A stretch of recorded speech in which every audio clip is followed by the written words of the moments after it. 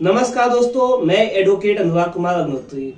आज हम आर्टिकल 23 के बारे में बात करेंगे, जो हमारे लिए बहुत महत्वपूर्ण है, क्योंकि इस संवैधानिक उपचार ने हमारे देश में फैली बुराइयों को खत्म किया है और जो कलंक के तौर पे हम था हमारे समाज के लिए, उसको खत्म किया है। इस संवैधानिक उपचार के माध्यम से अब यह बताया गया है कि जो भी कोई व्यक्ति किसी व्यक्ति को खरीदता या बेचता है तो वह अपराध होगा और वह ऐसा नहीं कर सकता है।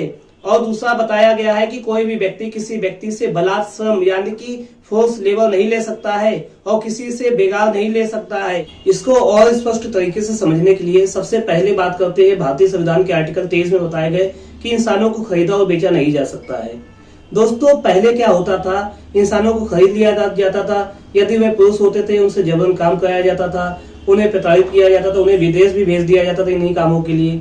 यदि स्त्री होती थी, महिला होती थी, तो उसको वेश्यावृत्ति में डाल दिया जाता था, उनको शारीरिक शोषण करने पे मजबूर किया जाता था, उनको भी विदेश में बेच दिया जाता था इसी कामों के लिए। दोस्तों, इस आर्टिकल के आने के बाद हमारे समाज में जो ये कलंक के रूप में जो फैला था उसको प्रतिबंधित हो गया, वो उस पर लगाम लग गई।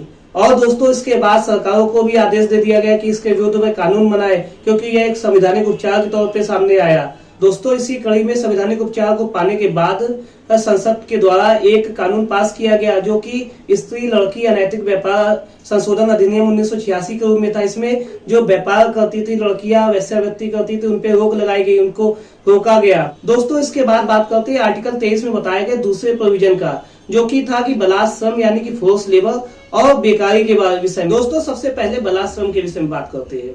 बलात् श्रम यह होता है कि कोई व्यक्ति कोई काम नहीं करना चाहता, किसी की नौकरी नहीं करना चाहता, उससे जबरन वह काम कराया जाता है या उससे नौकरी कराई जाती है, तो यहाँ पर कहा जाएगा वह बलात् श्रम करने के लिए मजबूर किया गया है। तो दोस्तों, जो बल के माध्यम से भयभीत करके होता है उसको बलात् श्रम कहा जाता है। तो दोस्तों, यहाँ पर आर्टिकल 23 इस पे लगाम लगाता है, इसको प्रतिबंधित करता है। कोई भी व्यक्ति किसी व्यक्ति को जबरदस्ती कोई काम करने के लिए मजबूर नहीं कर सकता है जब तक उसकी इच्छा ना हो। और दूसरा बात करते हैं बेगारी की। बेगारी में यह होता है कि कोई व्यक्ति कोई काम करता है कि कोई उसकी पारिश्रमिक तय होती है, या तो उसको कम पारिश्रमिक दिया जाता है या तो बिल्कुल दी नहीं जाती है, तो यह कहा जाता है किसी व्यक्ति से बेगारी कराई गई है। दोस्तों, इन कामों के लिए हमारे देश में मिनिमम वेजेस एक्ट लागू किया गया है, जिसमें बताया गया है कि न्यूनतम वेतन कितना होना चाहिए और किस काम के लिए कितना वेतन होना चाहिए, यह तय किया गया है। लेकिन ये कानून आने के बाद इसको लागू ठीक ढंग से नहीं किया गया है। हम तो उत्तर प्रदेश में रहते हैं, हम कानपुर शहर में रहते हैं, तो हमने बहुत सी फैक्ट्रियों, मिलों और कारखानों के विषय में सुना है जहां पर बताया जाता है कि उचित वेतन नहीं दिया जाता है। जो सरकार के द्वारा न्यूनतम वेतन तय किया गया है वो भी नहीं दिया जाता है। सुनने में आता है यदि मालिक न्यूनतम वेतन देता भी है तो बीच में एक ठेकेदार लगा देता है जो अपना कमीशन काट के कारीगरों को, वर्करों को पैसे देता है।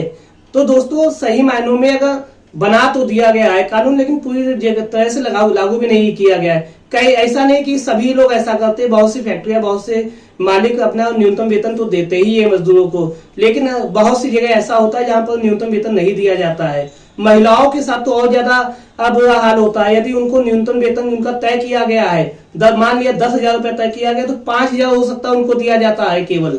मतलब महिलाओं, जबकि हमारा ये जो कानून है, हमारा जो संविधान है, किसी भी प्रकार का भेदभाव नहीं करता है। और मिनिमम वेजेस एक्ट में तो न्यूनतम मजदूरी की बात की गई है। यह नहीं कहा गया है कि किस व्यक्ति को, पुरुष हो या महिला, उसको कितना वेतन दिया जाएगा न्यूनतम। वहां पर सभी लोगों को, सभी वर्गों को समान माना गया है, चाहे वह स्त्री हो चाहे वह पुरुष हो, उसके साथ किसी प्रकार का भेदभाव नहीं हो सकता है। होता क्या है, बहुत सी फैक्ट्रियों में हमने देखा है, हमारे अगल बगल फैक्ट्रियां भी होती है, वहां पे अगर मानो कोई रजिस्टर्ड में 100 लेबर चढ़े होते हैं, जबकि फैक्ट्री में वो 500 लोग काम करते हैं। जब कभी जांच करने वाली कमेटी आती है तो वहां पे उन लोगों को पहले से सूचना मिल जाती है और वह लेबरों को भगा देते हैं। जो केवल 100 लोग काम करते हैं, जिनका रजिस्टर्ड है, जिनका बाकी सब सुविधाएं जो सरकार द्वारा तय की गई उनको दी जाती है, केवल ऐसे 100 लोग होते हैं और काम करने वाले 500 लोग होते हैं। तो समझ लीजिए किस प्रकार से ये अनैतिक चीजें अभी भी समाज में चल रही है। लेकिन हमारा जो संवैधानिक अधिकार आर्टिकल 23 दिया गया है, इसके माध्यम से एक रास्ता खोला गया है जिससे हम अपने लक्ष्य को प्राप्त कर सकते हैं।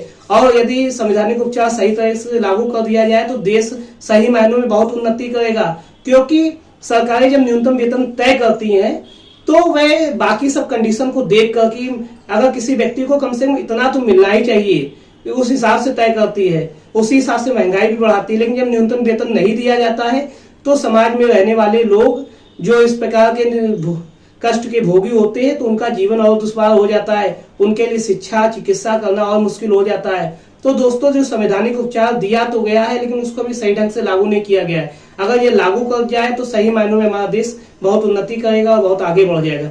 लेकिन इस कानून के आने के बाद बहुत सी चीजें सुधरी है।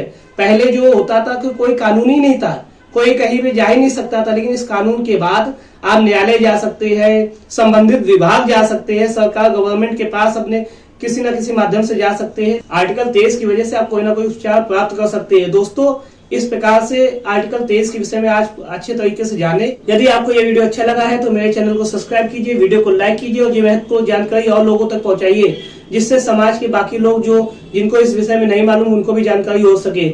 आपका मेरे वीडियो के साथ जुड़ने के लिए बहुत बहुत धन्यवाद। जय हिंद।